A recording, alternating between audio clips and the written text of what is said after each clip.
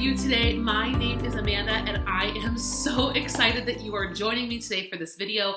I am a high school English teacher. I've been doing this job what feels like forever. It's been over 12 years that I've been in the classroom, and I don't see that stopping anytime soon. I love being with students. I love working with my colleagues, and I just love what this field of education has for us in terms of opportunities and ways to just change the world. When I'm not teaching in the classroom, I'm usually hanging out with my two crazy kids. I am hanging out with my family. I have family in Mexico, Guatemala, and even family in the United States that just is all over the place. And so my love for travel, my love for adventure, all of those really feed into the energy that I bring to my classroom. I am especially excited about a podcast that I am a co-host for. The podcast is called Brave New Teaching, and my co-host Marie Morris and I talk all about different ways to engage students in new ideas, how to be brave when taking chances in your classroom, and we really build a strong community there of educators, and I hope you will check it out. Otherwise, you guys can always find me at my website, mudandteaching.org. Let's get started with the show. All right, guys. Hey, and welcome. Let's get started talking today about 4 easy ways to digitize poetry instruction in your classroom. I think these are 4 things that you can kind of pick and choose from depending on your comfort level, and hopefully I've given you enough variety to get started. So, hi guys. I already introduced myself very briefly, but just so that you know about my poetry experience, I have been teaching poetry ever since my first year of teaching. Poetry was actually one of my concentrations in college, and so this is an area that's very near and dear and special to me.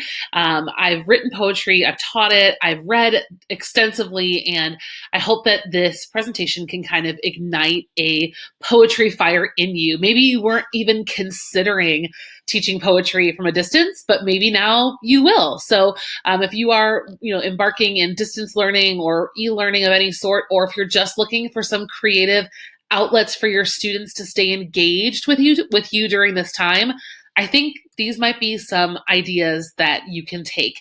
Emily Dickinson said that if I feel physically as if the top of my head were taken off, I know that it's poetry.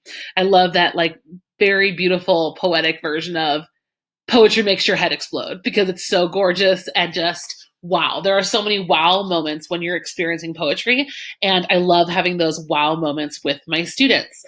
So today I want to share 4 different ideas. The first will be a type of poem students can write. It's called a cento poem. The second is an activity that you can create and assign for your students that shouldn't take you longer than, maybe 30 minutes to create, but it's also really nice and adaptable for a lot of different situations. The third is an assessment that you might consider, or some kind of, you can maybe use just as an activity. Again, it's something that you would prepare to give to your students. And then the last one is one more poem that your students would write and then submit to you. And it's a group poem. So that's a really interesting and maybe a new idea for you. So let's get started. The cento poem. The cento poem is really creative and easy to implement. And if you didn't already know, the word cento is Italian and it means patchwork. So what's really brilliant about the cento poem is that it requires the students do no writing. They don't write a single word. What a cento poem does is it pieces together text and language from other places. So students are coming into a cento, bringing in a sentence from one place and a line from another and a phrase from another. The rule is they can use none of their own words, and all of the words must come from other writers. So if you're thinking about this from your teacher, with your teacher hat on, one way that I've used this in the past is based on something that we're reading in class. So if your students have independent reading books, you might say, I want you to write a cento poem based on the main character. Or you might ask your students to write a cento poem based on the central conflict. Or maybe they're going to write a cento poem based on the theme of trust or something along those lines in a story that you've read in the past or a story that they're reading now. You can give them a theme. You could also not connect this to anything you're doing in class and just give kids a topic. You could tell the kids, I want you to write the coronavirus cento poem. And they need to go all over the internet, the news, what they're seeing on social media, and pull lines, phrases, headlines, sentences from across the world, wherever their world is, and craft a poem using only things that they can find. So that's a cento poem, and I will show you very briefly. I'm going to pop out of this slideshow and jump back in. Hi there, guys. Hey, it's me. I'm still here. And show you that on my website, so this is mudandinkteaching.org, I have a blog post that really walks you through a lot of the things that I've just talked about. So you can find this really easily here. I'll try to link this for you guys in the Facebook, where we're presenting this. And you can see I've got some ideas here for how it works, some samples, and then directions that you can follow yourself. So that's pretty cool and available to you. I'm actually in the process of updating this with some more student samples. We just wrote these for their Lit Circle groups. And so all the students wrote a Lit Circle poem based on our essential question. And that was a really fun experience. So cento poem right here on www.mudandinkteaching.org. You guys can check that out there and get lots of fresh ideas. All right, let's jump back into our presentation, which means I get kicked out of the little circle over here, which is cool. Okay, so we talked about, oh no, here I am. So we talked about the patchwork, the cento poem. Now let's talk about number 2, the YouTube scavenger hunt. The YouTube scavenger hunt, guys, is the one thing on this list that requires, actually there's 2 out of the 4 require a little bit of tech savvy, but this one I think you can manage. So here's the concept. You create a YouTube playlist of poems.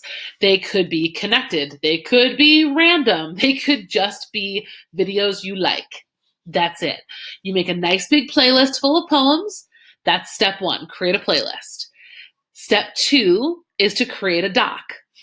A Google Doc, and the Google Doc will have a table on it. And basically the job that you're going to give the students is to do a scavenger hunt through the poems. So they get to watch them at their own pace. They can watch the ones that call them. I always try to give them more poems than what they can actually watch. And I tell them, watch what you want and answer the questions. And so on my doc, I've got a list of questions and things, and I'll kind of show you how to set that up in just a second.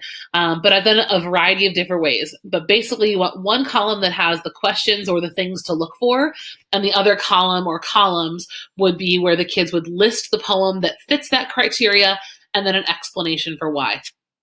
That simple. So there's not a lot of tech involved other than creating the playlist, which maybe you've never done before, and it's kind of tricky. So let me show you what I'm talking about.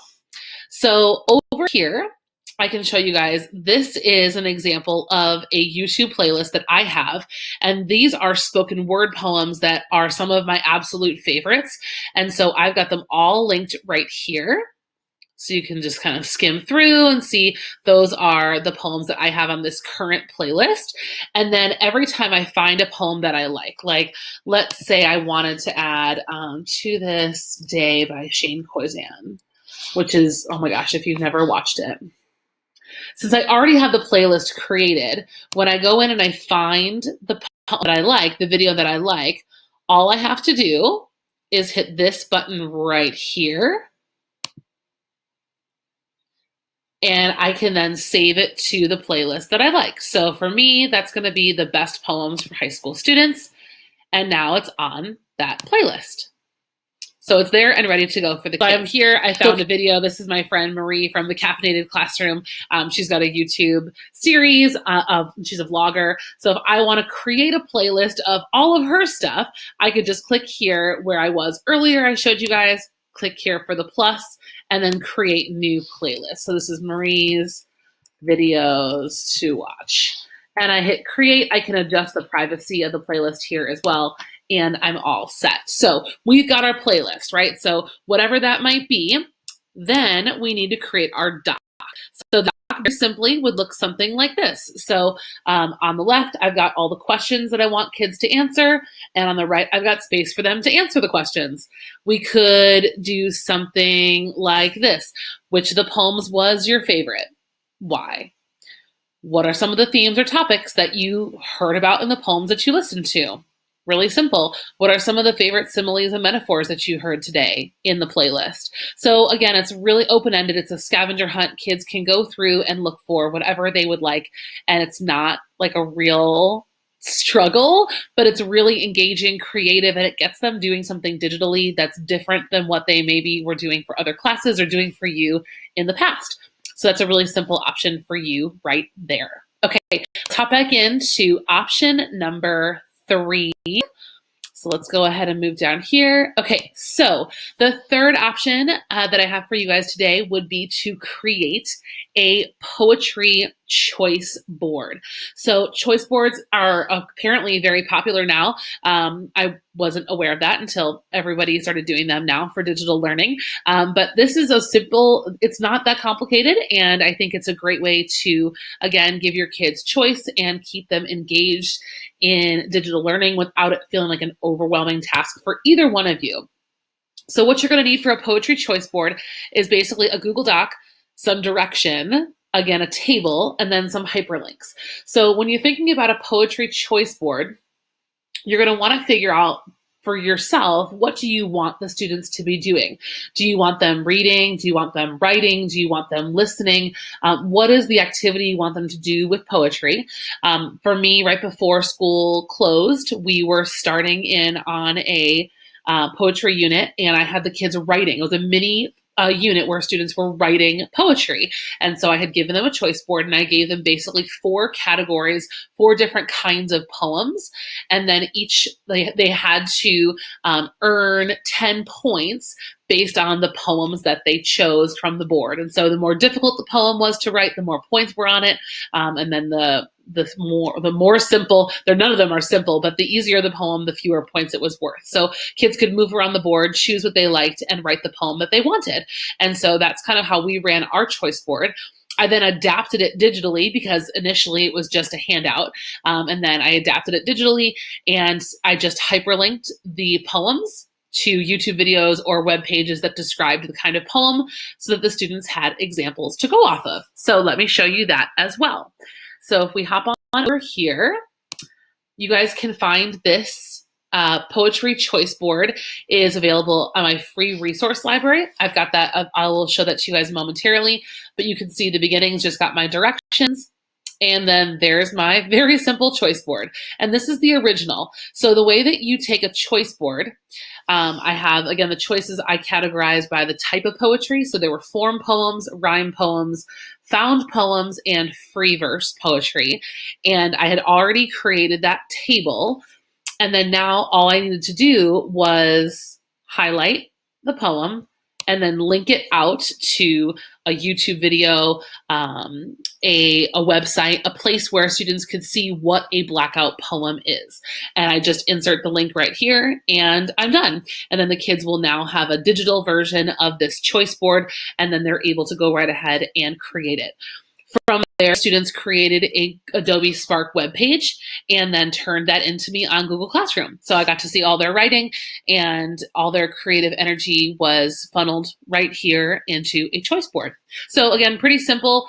Takes a little bit of thought on your end, just getting it started and organized. But once it's created and assigned, then it's over, and you just get to kind of wait for the questions to roll in, and any modeling you can do along the way on platforms like Zoom or Loom or any of those things. That's also fantastic. All right, we're getting to our last one. Let's go to number 4, number 4, number 4. Where are you? Okay, here's number 4. This one is crazy fun, and I am about to start this with my own students. We are going to write a group poem.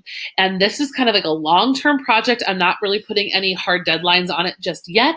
And I think this is going to be just a fun morale booster. That's really what I'm hoping that this one will be, because it was for the people that I did it with a couple weeks ago. So a group poem is what it sounds like. a poem written by a group of people. So what you need to start is a prompt.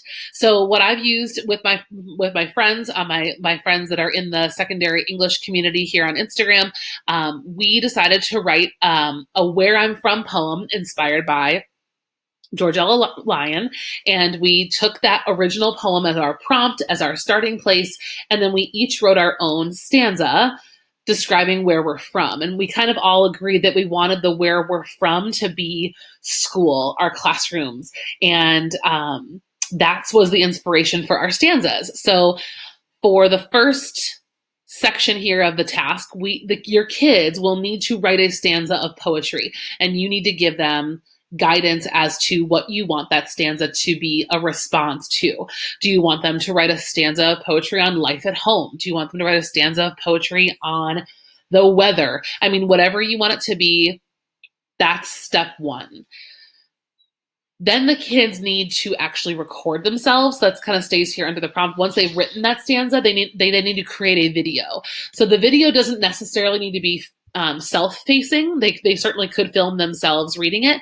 They could also film some B-roll kinds of things, like around their kitchen or around the backyard if it's nice out, and have them speaking the words of their stanza over the film.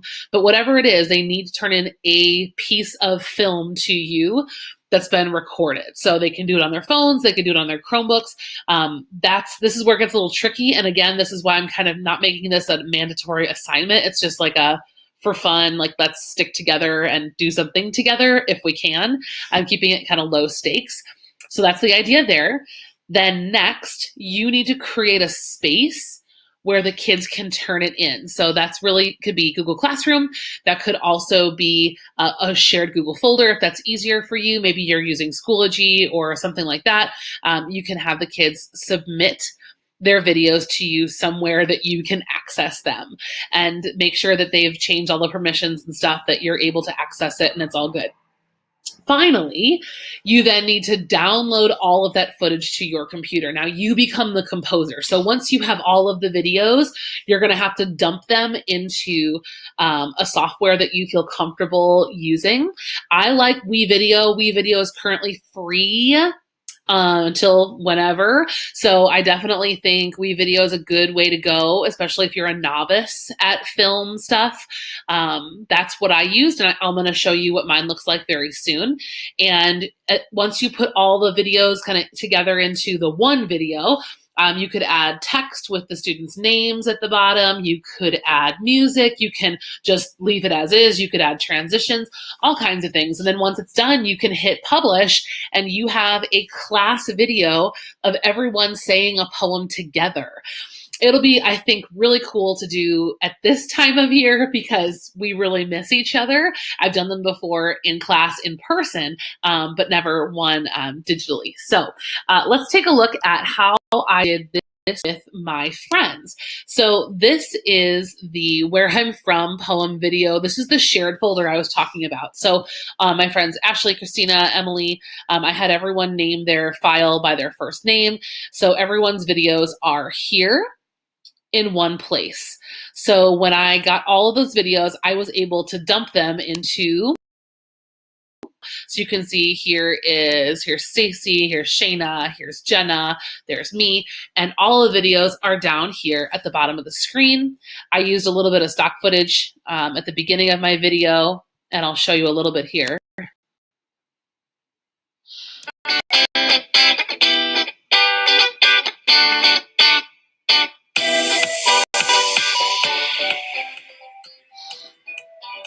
Where I'm from, it smells like fresh Sharpies and Axe body spray. So you can see that's my piece. Then here comes Melissa with hers. And then we've got Jenna. Oops, sorry, I skipped you, Stacy. Stacy and Jenna. So everyone's just kind of put side by side into the video until they make a final draft. And so I will also link that final version for you guys. It's on my IGTV if you want to check it out. And it turned out really cool, super inspirational and beautiful. So that's how you create a group poem in WeVideo or whatever other platform you enjoy. So Let's go ahead and just wrap things up today. We covered a lot of territory, didn't we? I'm really proud of you guys for sticking it out. I just want to thank you guys for being here. We covered first, we looked at the cento poem, which is the patchwork poem idea that I gave you. Then we looked at the YouTube scavenger hunt idea, another technological digital option that you can give your students. We then talked about using a poetry choice board as an assessment or potentially as an activity that will take, several days for kids to work through. And then finally, like a really long-term idea would be creating a group poem with all kids videotaping themselves or the stanza of poetry that they wrote. So I am so glad you guys gave me a chance today and you listened to these ideas. I hope they inspired you or got you thinking about something else. And maybe you have a colleague you want to share this with and you're like, oh my gosh, like we've got to try this. This is a great time to get fired up about trying new things. And you don't need to try everything, but you should try the things that make you feel excited. So if you felt excited today, I hope that you'll give some of these things a try. Feel free to always connect with me on social media. I am on Instagram at Mud and Ink Teaching, and I would be happy to answer your questions there. You can also check my website for backup information or other ideas if you feel like you need a little bit more guidance. I'm at mudandinkteaching.org. Guys, I also just published on March 28th my very first ebook all about teaching poetry in the secondary classroom. So if you're a secondary ELA teacher and you're looking for some guidance, I would love for you to check out the book. It's on my TPT store. You can find it there. And last but not least, I am just about ready to launch the first episodes of the podcast that I co-host with my friend Marie Morris, who you saw earlier in this video. We are the co-hosts of Brave New Teaching. It is a podcast for teachers who are ready to challenge the status quo. We hope that you'll join us there as well. And I hope that you guys have a restful, healthy, and safe spring. Take care of yourselves, take care of your loved ones, and please, by all means, get help where you can get it, take ideas where you can get them, and know that enough is enough. You are enough. If you had a great idea today, it's okay to not do it tomorrow. It's okay to do it next year, or to wait until August, or to wait until January of 2021. Getting ideas is great. Don't feel stressed out that you have to do all of the ideas that you get. Thanks, guys, for listening, and have a wonderful, wonderful rest of the conference. Thanks for joining.